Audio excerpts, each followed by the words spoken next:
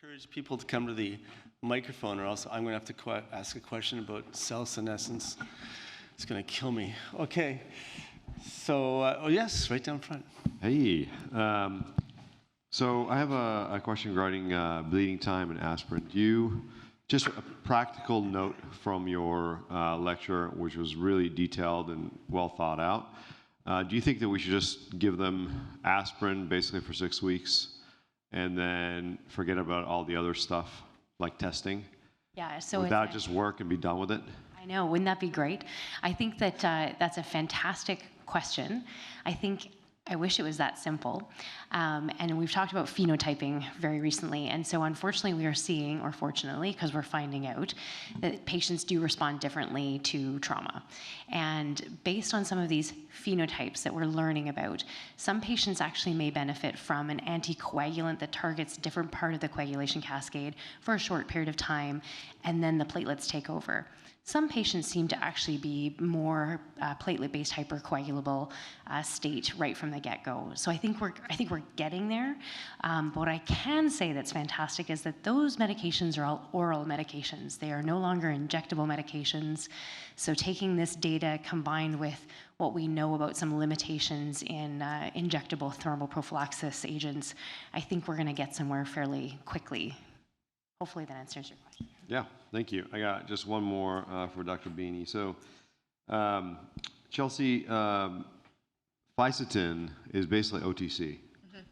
So, is that something we should be thinking about supplementing in order to stay younger?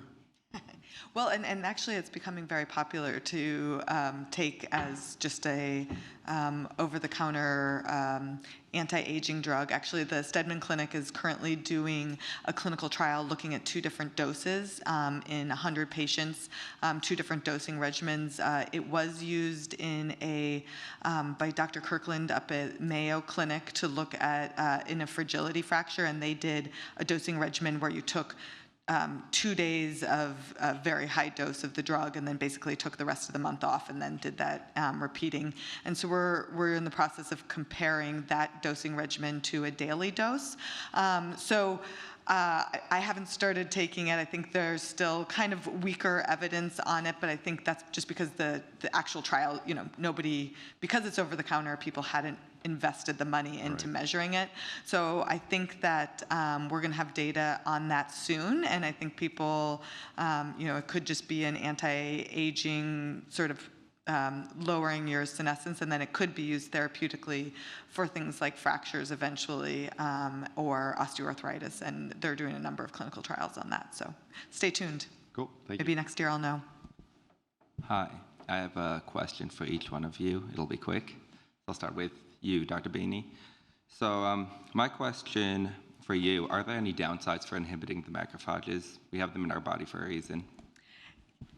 Yeah, that's also a great question. There's 2 types of macrophages. There's sort of the pro-inflammatory and the pro-reparative macrophage. And I don't think at this point we have become sophisticated enough to, it's still more of a hammer, and we are inhibiting all macrophage migration. So that's a really great question. And that's why I think the key will be us thinking about the timing, because you want to let a pro-inflammatory response kick in first, and then you want to make sure those pro-inflammatory macrophages go away, but then the pro-reparative macrophages come in. And so I think the first thing with everything is trying to measure it so that we know what is good versus bad, and then we can get more sophisticated with the timing and the drugs to do that. Dr. Schneider, have you done any research in terms of anticoagulation and the cascade regarding spine trauma? Oh, spine trauma. So yes, this is complicated. So we have just begun, and so I appreciate the question. This wasn't planted, I swear. I'm a spine surgeon. Fabulous. But I'll tell you, and so we should chat, one of the challenges is spinal cord injury versus not. And so I would love your thoughts on some of that too, because there's different pathophysiology, as you're well aware. I'll find you.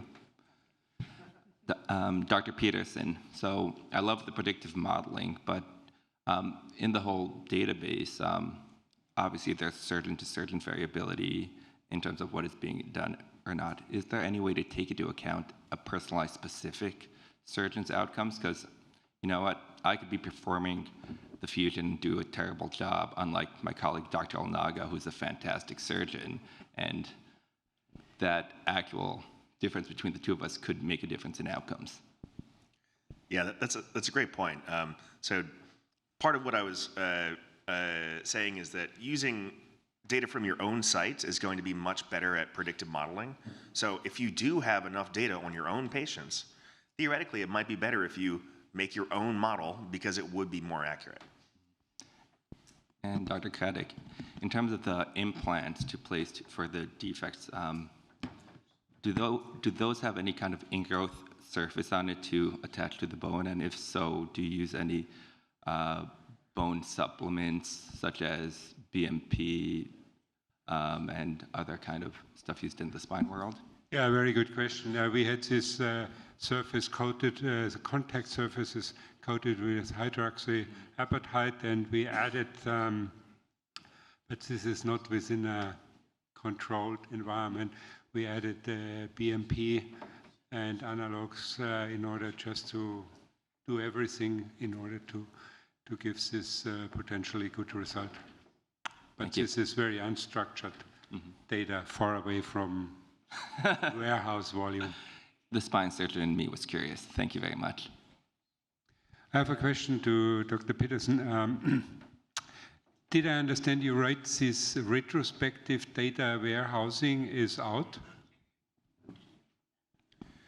By out, you mean better Yeah, supplanted unstructured by data. prospective data? Yeah. Well, so prospective data is going to be much more clean, which is nice. But you're going to have a much smaller data set. And like I mentioned, like $29 million to start this center to study low back pain, right? So if you can do this with your existing data, if you don't need, say, a really specific fMRIs or a T1, T2 weighted sequence that you care about really specifically, if you can just get that from retrospective data, that's what you should do because you'll have a much larger data set, even though sometimes it will be a little bit more messy because it's in the electronic health record.